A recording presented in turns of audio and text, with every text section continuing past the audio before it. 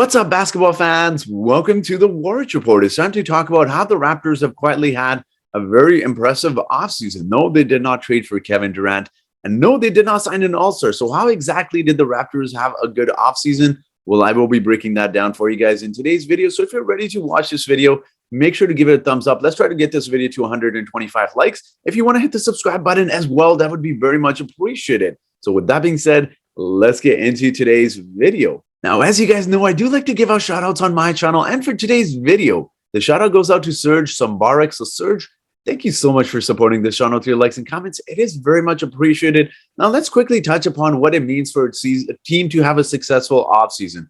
Oftentimes, what we do is we talk about which trades have been made, which all-stars have been signed, and significant names that have been signed to certain teams. Last season, for example, a lot of people were saying the Lakers had a successful offseason because they had traded for Russell Westbrook. We know how that turned out. That isn't always necessarily the case. When you talk about teams and them having a successful offseason, it's to address certain issues that team has. And with the Toronto Raptors, the issue they had coming into this offseason was they needed significant bench help. The Raptors bench was one of the worst in the entire NBA last season, as you see on the screen there. Last in the NBA in point production from the bench. So the Raptors obviously had to make some moves to improve their bench because coming into last season, Masai Ujiri wasn't exactly sure where this roster stood. That Tampa season had happened, but prior to the Tampa season, the Raptors played really well, but they had also lost some significant pieces, obviously, from the roster prior, including Kyle Lowry, including Aaron Baines. All jokes aside to Aaron Baines, wishing him a speedy recovery, but the Raptors weren't the same team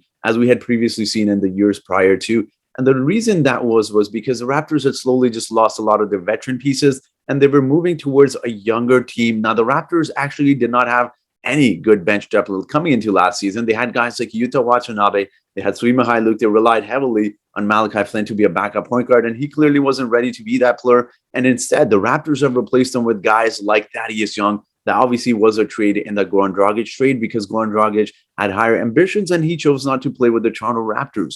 And even Chris Boucher, who started off the season very slow, he was supposed to be our sixth man off the bench, but he struggled mightily. And then there was Precious Achiuwa, who also started the season struggling quite a bit. But again, the Raptors turned it around by trading for Thaddeus Young. They got rid of Mr. Higher Ambitions, and they obviously included a very nice piece from the Golden State Warriors role players in Otto Porter Jr. So the Raptors had one of the nicer off seasons. I know they may not have made one of the most significant moves in terms of trading for a big, sexy name or even signing an all-star player. But one of the most important things with NBA teams is making sure you take care of your own free agents. And the Raptors did that by signing Chris Boucher and Thaddeus Young. Now, Otto Porter Jr. is just absolutely significant because he had just won a championship with the Golden State Warriors. He could have gone to a team that may not be as successful as the Toronto Raptors and probably make a lot more money. But instead, he signed a 2-year, $12 million. He does have a player option on the second year, but that's still a really good deal for the Toronto Raptors. And one of the reasons he actually talked about why he signed with the Raptors was because that the Raptors are going with a 6'8", 6'9" vision. I think that's the worst kept secret in the league. Everyone knows about it. We've seen all these videos from all sorts of YouTubers talking about how the Raptors are going with these switchable defenders. And Otto Porter Jr. talked about that and how he brought into that vision. His wife being from Toronto obviously helped as well. Happy wife, happy life. But obviously the Otto Porter Jr. is significant for the Raptors because now their bench includes Chris Boucher, Thaddeus Young, Otto Porter Jr. You're obviously expecting Precious Achiuwa to take a leap as well. And then they also made some very under-the-radar signings. Instead of having guys like Yuta Watanabe, Sui Mykhailiuk, and Malachi Flynn come off the bench as your main guys, now they have guys like Otto Porter Jr., Thaddeus Young, Chris Boucher. They added a little bit more veterans in terms of rather than relying on some of these young guys or some of these guys, with all due respect to Yuta Watanabe, ideally he would probably be a 12th to 15th guy off of the bench on most NBA teams. And they were relying on guys like that last season to come in and provide some quality minutes, and that just wasn't the case. In fact, they even relied on undrafted player Justin Champagnie to come in, and he did provide some good minutes, but there's only so much he can do as a young player as well. So I think the Raptors have really turned it around in those two signings, as well as bringing in someone who I really like. Now, this may not be a player the Raptors have signed, but the Raptors have made a huge addition to the coaching staff, and that is Rico Hines. So people who may not be familiar with Rico Hines, definitely go check him out on YouTube. He always makes these amazing runs during the offseason, but most importantly, this is going to impact someone like a Pascal Siakam hugely because he always works with him during the offseason. Now, he has that coach that he works with during the offseason on the Raptors coaching staff. He's also a really good player development coach as well. He's done wonders with Pascal Siakam. Pascal Siakam coming into the NBA was supposed to be this high energy rebounding guy, but look what he's turned into, from being the most improved player to becoming an NBA championship to becoming an NBA All-Star. So obviously Pascal Siakam has taken a huge stride. Obviously he does have good work ethics, but I think it's fair to say that Rico Hines had a huge impact on Pascal Siakam's development as well. So I'm personally very excited about Rico Hines. And there are some few minor moves that the Raptors have signed as well. Again, they've signed undrafted player like Ron Harper Jr. and also an NBA player who's been around the league for quite some time, but hasn't gotten a lot of playing time, but absolutely killed it in the Raptors Summer League, which was Jeff Doughton. So having two guys that are offensive minded like that's going to definitely benefit the Raptors from producing more bench points. But I want to quickly touch upon this aspect of their offseason before we end the video off as well. Now, I quickly wanted to touch upon the signing of Chris Boucher and Thaddeus Young as well, because the Raptors last season, we know they have a lot of holes. We know they didn't have any bench production, but it was a little bit of a challenge for the Raptors to make any sort of trades because the Raptors have four guys on their top roster. As you see, they're coming into the season making $35 million, $21 million, $17 and $17 million in Gary Trent and Noji Anunoby.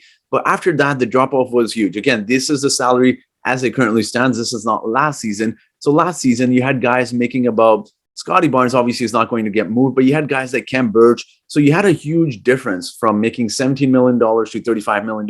And then you had a huge drop-off to making $6 million or less. So that was a real struggle for the Raptors because if they tried to make a trade to acquire a good bench piece, they didn't really have the salary fillers. And they obviously weren't going to move a top four player on their roster to acquire a good bench piece. So this now making these moves by signing Chris Boucher to a $12 million contract and also Thaddeus Young to an $8 million contract. I'm not saying that they should trade him, but if in the future the Raptors do decide to include certain players for filling in salaries, I think this makes trading for the Raptors in the future a lot easier. They don't necessarily have to include their four guys. They can include some of these guys to make the salaries match and to get back a significant piece. So I think this is huge, not only in terms of acquiring some decent bench pieces and re-signing your own guys, but also talking about future too. When we talk about what the Raptors could do in terms of including salary fillers, you can include Chris Boucher, who makes $12 million. You can include someone like a Thaddeus Young, who makes $8 million. Not necessarily saying they have to include those players or they should trade them right away, but in case you need to make trades for the future, I think you have those pieces that make a decent amount of money that you can include. Obviously, it was a little bit difficult for the Raptors last season to include any sort of significant salaries outside of their top four guys. So this makes it a little bit easier. And then also the Raptors do have obviously a big gaping hole at the center position. They tried the 6'9", 6'8" switchable lineup, but I think the Raptors do ultimately need a center. And I'm not saying they've completely solved that issue, but they did draft a really good defensive-minded rim protector in Christian Koloko. And obviously, Christian Koloko is not going to come into the season and exactly be that rim protector and significant defensive center that the Raptors need. He's probably going to play limited minutes, but even those significant limited minutes are going to help the Raptors because at times they can play him 10 minutes a game. They can play him 13 minutes a game. They definitely need someone who's a rim protector, and they get that in Christian Koloko. So obviously they're going to work with him, develop him, and just have him become that rim protector and better player offensively as well. So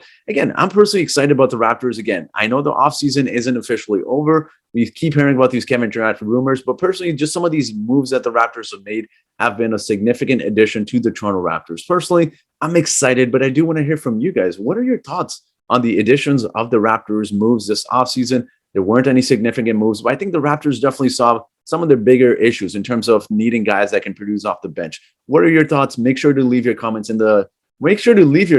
the comment section below. And as always, guys, I do have a trivia question for you today. And that trivia question is, in the 2004-2005 NBA season, how many 50-win teams were there? Excuse my spelling mistakes there, guys. Were there in the NBA? Was there A4? Was it B5? Was it C8? Or was it D7? So whoever answers this trivia question correctly first in the comment section gets a shout out in my next video. So that will be it for today's video, guys. So thank you so much for watching this video. And I hope you guys have yourselves a great day.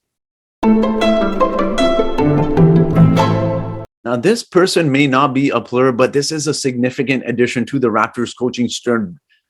One of the most important things the Raptors did was re-sign their two own free agents and not Serge Ibaka.